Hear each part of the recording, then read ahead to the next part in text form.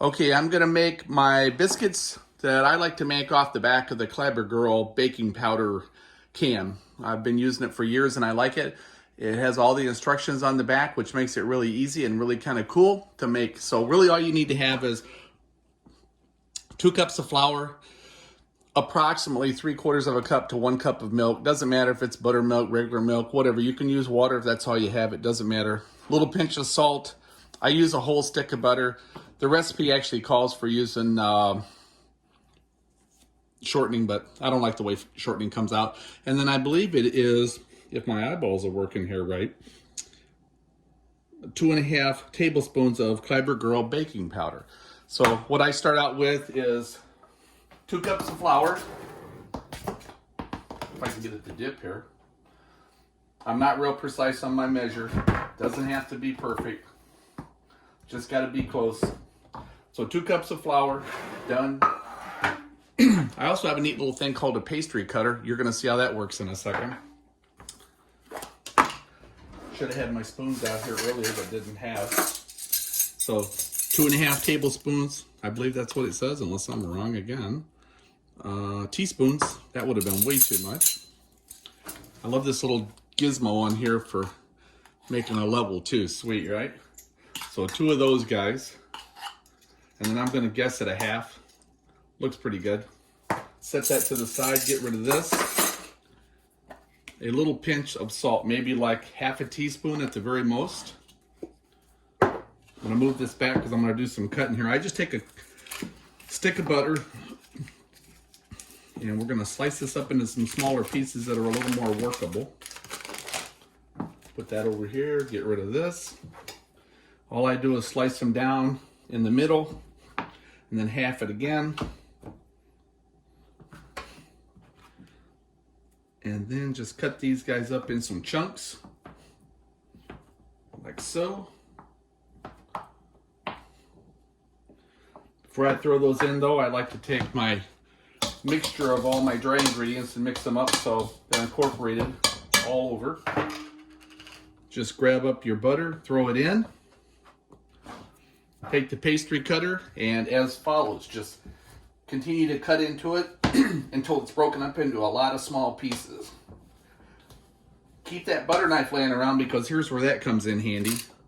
Scraping off the pieces that lodge in here. There's a lot of other ways to do this. I've done it by using frozen butter and putting it into my food processor and pulsing it until it's kind of granulated. That works out really nice too. But this is about as fast. Comes out, does the same thing, and I don't have to wash that thing, which is nice because this piece here just goes into the dishwasher, makes it a lot easier. In the meantime, I got my oven going to 475. That's on the back of the can too. I'm going to use a baking sheet or a bar pan, whatever you like to use. I like to use the non-stick Reynolds Wrap aluminum foil because again, I don't like cleanup. So really all I'm doing is messing up a couple of small things here. All right, this is pretty close. So you can see I don't have any more big chunks in here. All broken up pretty nice. I'm gonna get rid of these guys now. I don't need them anymore. I'm gonna grab a spatula that I like to use. And I'm gonna pour enough milk in here to give what's gonna be called a shaggy dough. So I'll start out with what I think is about 1/2 to 3/4. And then I'm just gonna move it around until it kind of incorporates. You see it starting to clump. I still got some milk in there. Getting close. See how it's just turned into, now this is what's the shaggy dough. Keep that knife, you're gonna need that. Want to scrape that off from time to time. I'm thinking I still need a little bit more. You may wonder if that's gonna mix in, but believe me, it will. That flour just keeps absorbing. I am right where I need to be. Yeah, maybe just a touch more.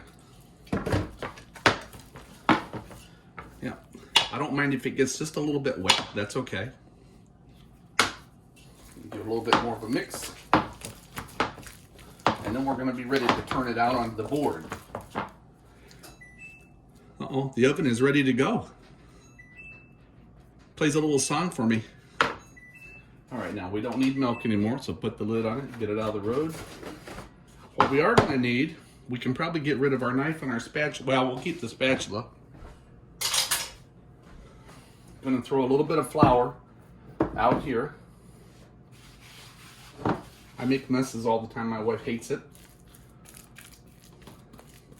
I said it's a kitchen, not a hospital. I put a little more on here so I can handle it. Now, traditionally, you would knead this bread a few times by rolling it over, rolling flour back into it.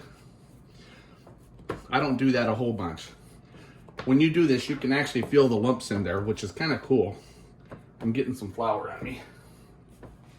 So I'm going to mash this down. And as I do this, I'm going to kind of try to square it as I go. I'm not going to roll this out with a roller. I'm not going to use one of those cool little round things. Because the problem with that is when you get done, you got a whole bunch of pieces that you have to try to incorporate back together. And to me, that's annoying. So I get it kind of square, as you can see. And then I reach into the drawer. Well, looks like not that drawer today. And I grab a knife.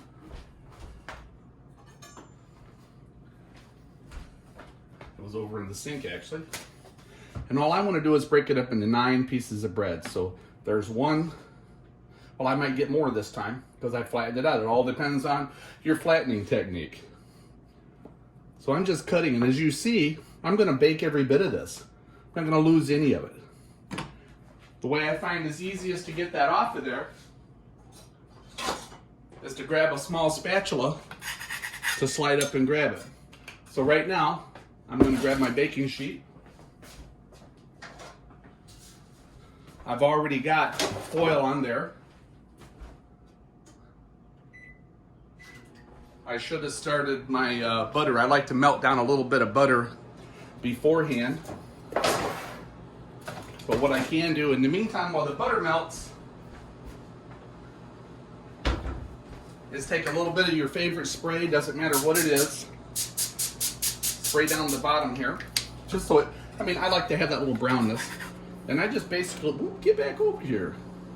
I just basically put my biscuits on there, the same exact places that I cut them out at, give them a little bit of room.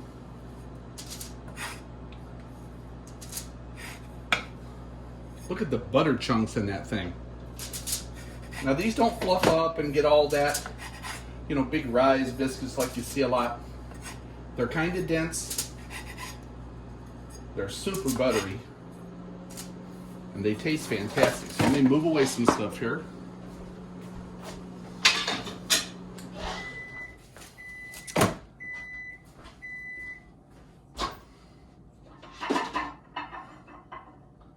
Guess we can thank my wife in the background for those big truck driver sneezes. So now we're going to butter the tops of each one of these so they come out super brown and crispy on the top. Then we're going to pop those into our 475 degree oven. I find it usually takes about 12 to 17, 18 minutes for them to turn brown. I don't look at how high they've risen up to kind of determine how I want them to be. As far as doneness, I just look at how brown and crispy the tops get. And when they get nice and brown and crispy, oh, by the way, this is about a half a stick of butter on the soften mode in my microwave. If you don't have that soften button on there, just put it in for like half a minute to a minute at a time. Remember, the butter gets super hot really fast, so be careful when you grab that bowl out.